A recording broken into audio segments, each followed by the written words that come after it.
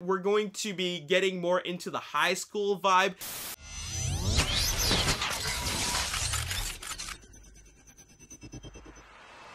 What's up, Ragin Nation? How's it going? This is Alex Yu, and you're watching Bumblebee's Journey. This is just a web series. We're talking about the Bumblebee solo film from the Transformers Cinematic Universe. This is episode number 8, and production for Transformers Bumblebee is underway. They're going to start filming pretty soon. And a big question for me is, who's even in this movie? There's only a little bit over a week before they start filming, and I just want to know, who are we going to see in this movie? They haven't actually identified what other Autobots are going to be in it and what other Decepticons Bumblebee is going to fight, but we do know at least that obviously Bumblebee is the main Autobot, and we also know that Haley Steinfeld will be the main human protagonist. She plays I think a 17-year-old tomboy mechanic, but that's all we really know. So my question is, who else is in this movie? And that's what we're here to talk about. We're here to talk about the rest of the human cast, and what we have now is a main male lead. Hopefully not a romantic interest, just because we don't need to go there. Let's just focus on the story, alright?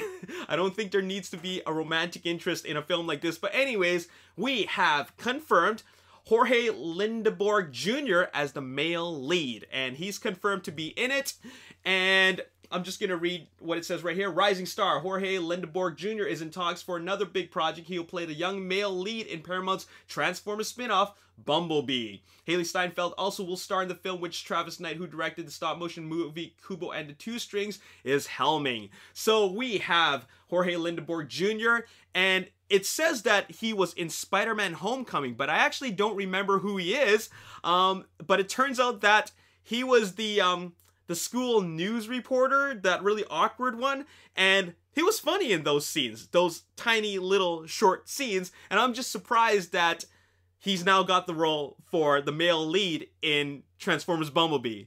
But anyways, I enjoyed the few seconds that he was on Spider-Man Homecoming, and another big film that he will be a part of later on is in James Cameron's Alita Battle Angel. So that's where we're going to see him later on after Transformers Bumblebee. Moving on, we got some other cast members who are confirmed to be in this film. A lot of young cast members who I've never heard of, such as Jason Drucker, Abby Quinn, Rachel Crow, and Gracie Dzeni. I've never heard of any of them, but they do have a decent list of credits. Now, what I noticed about these cast members is that they're all pretty young. The youngest is Jason Drucker. I went on IMDb and found out he's only 17 years old. And as for Abby Quinn and Rachel Crow, they have played a lot of teenager roles in their credits. And then the oldest one is Gracie Dzeni, who's 21, but she looks young enough to play a high schooler. So that's the vibe I'm kind of getting at. I'm thinking that we're going to be getting more into the high school vibe, kind of like in Spider-Man Homecoming. What made Spider-Man Homecoming great is that they focused more on the high school life. And even though we got to get a sense of the high school life back in the first Transformers film 10 years ago, I think that's one of the things that made that film work.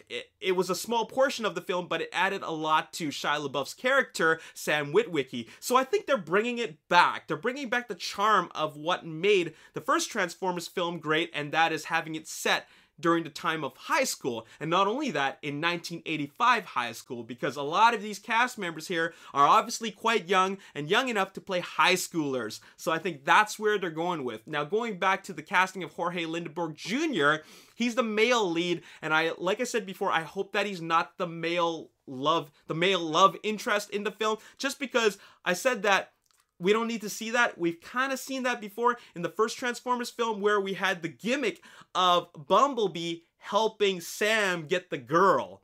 Now, I don't think we need to see that again in this film. That's been there, done that. And another thing is that, Bumblebee plays a guardian, and we've also kind of seen that kind of thing before, where Canopy in Transformers Last Night was protecting Izzy.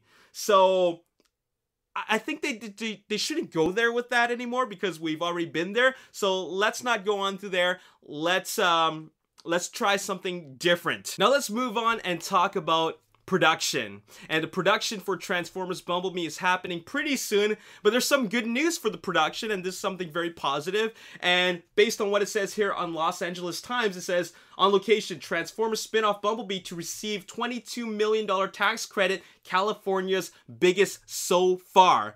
That obviously sounds like a good thing, and for those that don't know what exactly that means, well, first of all, the Transformers films are big movies. I'm talking about big budget films. They cost a lot of money to make. I'm pretty positive that Transformers Bumblebee won't cost nearly as much as Transformers Last Night at $217 million, but at the end of the day, these are big films. And what's happening right now is that the state of California is offering a $22 million tax credit, and at the end of the day, what that means is that every little bit of help they can get will be great for the production, because like I said before, this is a big budget film, definitely over $100 million for sure, and if they can get some of that back, that will, that will make them feel better in terms of, how they feel about spending this kind of money, because typically Hollywood studios or studios at Hollywood, they're not so easy to just give, $150 million or $200 million production budget to a director that they've never really trusted before in the past. I mean, we're talking about Travis Knight here. He's directed small productions, which were stop-motion animation films, nothing like a Michael Bay film. They can trust Michael Bay. He's got a good track record in bringing them over $1 billion, but, it's not a sure thing with Travis Knight. And not only that, this is a full-on new direction for the Transformers franchise. So if they were to receive a $22 million tax credit, that would just make things so much better, because it adds to their production budget. It definitely will make them alleviate some of the I guess some of the stress and the pressure off of them when they know that they will be getting some of that money back. So that's a good thing. Now, speaking of the production, when exactly is the production going to start? Well, the production will be starting soon, like I just said, and the exact production date is actually July 31st. So very, very soon, just in a little bit over a week from now, they will start filming, and it's filming under the working title Brighton Falls. So if you're around the areas that they're filming, and then you see a sign that says Brighton Falls, that means they're actually filming Bumblebee. And exactly where will they be filming? Well, they're going to be filming in LA, parts of Northern California, and San Francisco. So that's where they're going to be filming. This is completely a California production. They're not going to be going global like the Michael Bay Transformers films. They will be keeping it pretty local, and because of that, it keeps the production low, because they're not having to hire crew from various parts of the world. They're just going to keep it local, and I think that is definitely going to be a good thing. I think that less is more in this case, because we got a lot in the previous films, and more is not always a good thing. It's exciting, but let's just tighten up the story a little bit more. Maybe we'll get a little bit more out of it by having a more character-driven and more story-driven film with a much tighter story. So I like the fact that they're going smaller. It's definitely better in terms of bringing the I guess having a better return on investment, because a smaller film equals a smaller budget, and therefore with a brand like Transformers, they're going to be able to recuperate their money back at a much at a much higher rate, considering that they're going to have a lower budget. So that's a great thing. So stay tuned for that. They're going to be filming pretty soon. And once they start filming in LA and San Francisco, then we're going to be seeing all these set photos, and it's going to be really, really exciting. I'm just excited to see the new Decepticons and any of the car stunt action. I have a feeling that this film is going to be very car chase centric, and also it's going to have a number of like high school scenes. So that's what I'm looking forward to, and I'm really excited about that, and hopefully this will be a really, really good story. So anyways, that's all I gotta say in this episode. Thanks for continuing to watch this journey. This is the Bumblebee journey, and speaking of journey, if you want to watch another journey, you might want to continue watching my TFCon episodes, because I'm going to take you on the journey to getting to TFCon. So make sure you stay tuned for those episodes, because there's going to be a lot of fun stuff to see. If you guys have never been to a Transformers convention, don't miss out on my vlogs to TFCon. You're gonna really enjoy it.